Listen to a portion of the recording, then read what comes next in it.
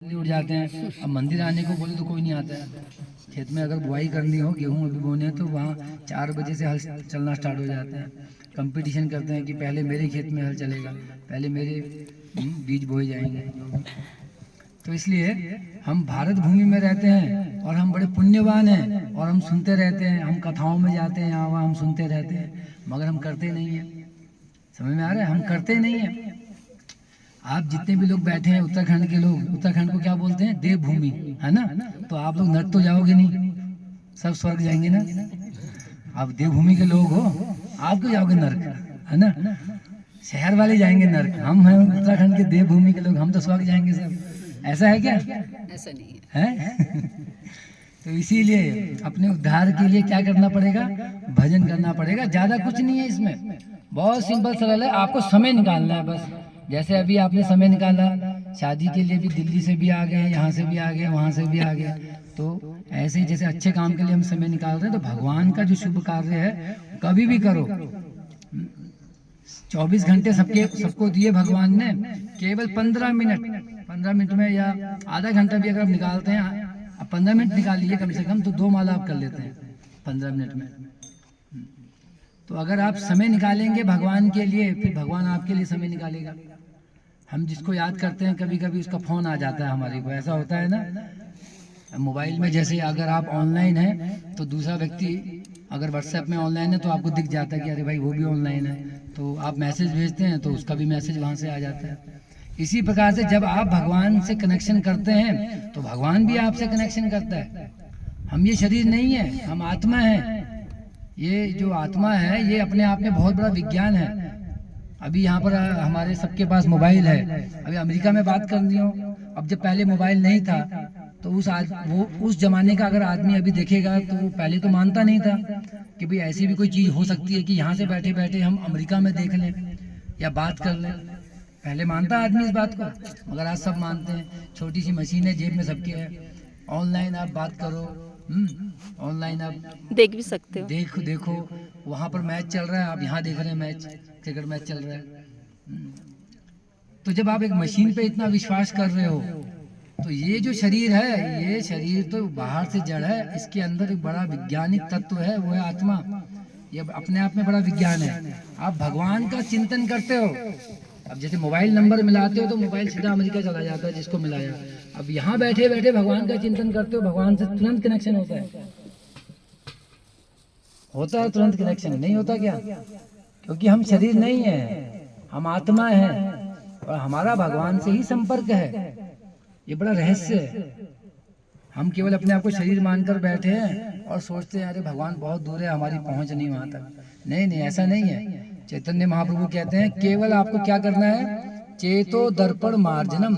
अब आप अपनी शक्ल को, अपने चेहरे को आईने में देखना चाहते हैं, परंतु आईने के आगे धूल पड़ी है, तो धूल को साफ करो, आपको अपना चेहरा नजर आएगा।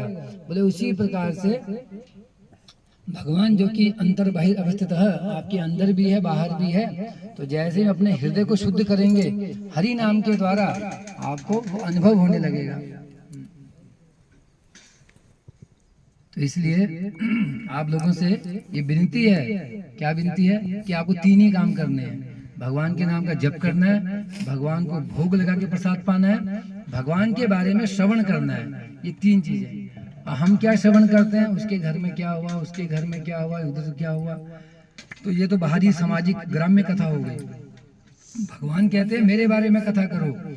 गीता के 10वें अध्याय का 9वां श्लोक, भगवान क्या कहते हैं? मदचित्त मदगत प्राणा बोधयंत परस्परम कथयंतश्च माम नित्यम। जो साधु पुरुष हैं, जो भक्त लोग हैं, वो क्या करते हैं? कथयंतस, कथा करते हैं। किसकी? मेरी कथा करते हैं, कहते हैं भगवान कह रहे हैं। बोधयंत परस्परम, एक दूसरे को परस्पर क्या करते हैं? मेरी कथा करते हैं। ऐसे उन्हें मिलता क्या करके? तुषंती च रमंती च। तो भगवान खुद कह रहे हैं ये बात कि मेरी कथा करते हैं। मच्चित मदगत प्राणा, उनके चित्त मुझ में लगे हैं, उनके प्राण मुझ में लगे हैं। बोधयंत परस्परम, और आपस में मिलकर मेरी चर्चा करते हैं। ऐसा करने से उनको तुषंती च रमंती च। हमको टेस्ट किस में आता है? हमको टेस्ट आता है राजनीतिक की बातों में, या क्रिकेट की बातों में, या फिल्मी बातों में। तो हम यहाँ के लोग हैं तो यहीं की चर्चा करते हैं। है ना, बाहरी दृष्टि है हमारी, तो हम बाहर की चर्चा करते हैं। तो भगवान कहते हैं मेरी चर्चा करो। हमको भगवान की कथा और भगवान का नाम हमको मीठा नहीं लगता। क्यों मीठा नहीं लगता? क्योंकि अभी हमको संसार मीठा लगता है, संसार की बातें मीठी लगती हैं, संसार में जो चल रहा है वो सब हमको अच्छा लगता है। किंतु हमारे आचार्य लोग बताते हैं, रूप गोस्वामी, सनातन गोस्वामी पाद ये हमें बताते हैं कि जैसे पीलिया का कोई रोगी हो, जॉन्डिस जिसे बोलते हैं, जो पीलिया का रोगी होता है उसको मिश्री कड़वी लगती है। अब उसका उपचार क्या है? उसको मिश्री चटाते रहो, उसको गन्ने का जूस पिलाते रहो। जिस दिन वो बोलेगा कि हाँ अब मुझे मीठा लगने लगा है गन्ने का जूस या मिश्री, तो समझ लीजिए उसका पीलिया रोग दूर हो गया है। उसी प्रकार से हम सब लोग यहाँ रोगी हैं, हम हैं भव रोग से ग्रस्त हैं, जन्म मृत्यु के भव रोग से ग्रस्त हैं। हमको भगवान का नाम कड़वा लगता है, हमारा मन उब जाता है, मन नहीं करता है। तो इसलिए हम लोग क्या है, सब लोग रोगी हैं। तो करना क्या पड़ेगा? अपने रोग को ठीक करना पड़ेगा। इसलिए गीता में भगवान ने कहा अर्जुन को, अभ्यास योगे न कौन्तेय वैराग्य ने ग्रहे थे, हे अर्जुन तुम अभ्यास करो। मन नहीं लगता, मन उब जाता है, तो ऐसे लोगों का संग करो, ऐसे भक्तों का संग करो जो तुम्हारे को इसमें इस मार्ग में आगे बढ़ाए। तो इसलिए जैसा करोगे संग वैसा चढ़ेगा रंग, है ना। तो इसलिए हमें सावधानी पूर्वक चुनाव करना चाहिए कि हम कैसे वातावरण में कैसे लोगों के साथ रहते हैं, ये हमको नीचे की ओर ले जाएंगे या ऊपर की ओर ले जाएंगे।